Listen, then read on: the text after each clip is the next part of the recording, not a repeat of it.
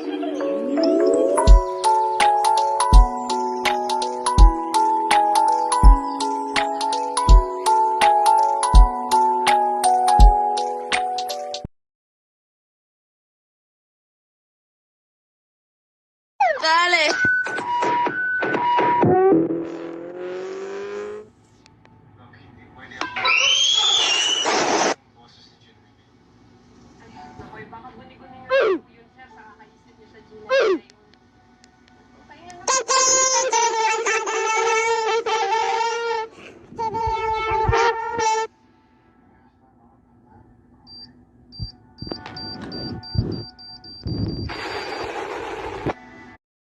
I'm mad at Disney, they tricked me, had me wishing on a shooting star.